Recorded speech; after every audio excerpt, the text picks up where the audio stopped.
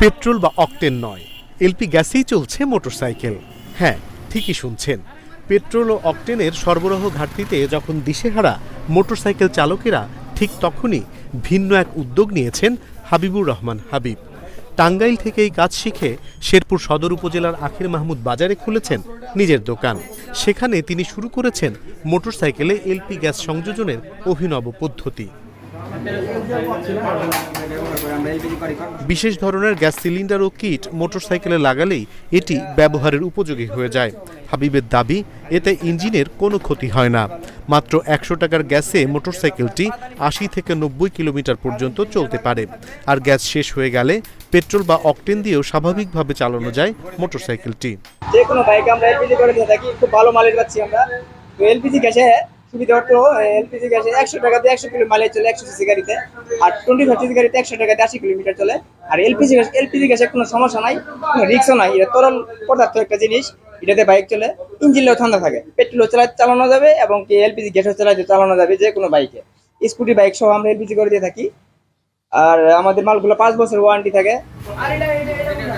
Petrol ও অকটেনের সংকটের কারণে motorcycle চালকেরা কম খরচে বেশি দূরত্ব পাড়ি দিতে বিকল্প জ্বালানি হিসেবে এলপি গ্যাসের দিকে ঝুঁকছেন। ব্যবহারকারীদের মতে এই পদ্ধতিতে মোটরসাইকেলের মাইলেজ ও গতি নিজের প্রয়োজন অনুযায়ী নিয়ন্ত্রণ করা যায়, তাই তারা বেশ সন্তুষ্ট। আজকে মোটামুটি আমার গাড়ি কাজ কমপ্লিট হয়েছে, আমি মোটামুটি গাড়িটা চালাই মোটামুটি ভালোই পজিশনই পাইলাম। এই সিলিন্ডার করতেছি কারণ তেল কোনোভাবে পাওয়া যায় না, লাইন দাঁড়াই থাম লাগে ঘন্টার পর ঘন্টা, তারপরে ১০০ টাকার বেশি তেল দেয় না। আমাদের রান করতে হয় শেরপুর জামালপুর, বাধ্য হয়ে আমি এই সিলিন্ডার করতেছি। জেলার ফিলিং স্টেশনগুলোতে দীর্ঘ লাইনে দাঁড়িয়েও যখন পেট্রোল ও অকটেন পাচ্ছেন না চালকেরা, তখন অনেকেই আগ্রহী হচ্ছেন তাদের শখের মোটরসাইকেলকে এলপি গ্যাসে রূপান্তর করতে। 3 দিন 4 দিন পরে একদিন তেল দেয়, তাতে আমাদের চলতেছে না। আমাদের প্রতিদিনই কাজে যাওয়া লাগে, তেলের খুবই প্রয়োজন, যার জন্য আমি গ্যাস করে নিতেছি এলপিজি।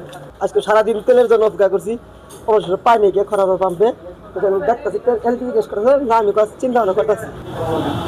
গত ৩ মাসে অন্তত শতাধিক মোটরসাইকেলে এলপিজি পদ্ধতি সংযোজন করেছেন হাবিব।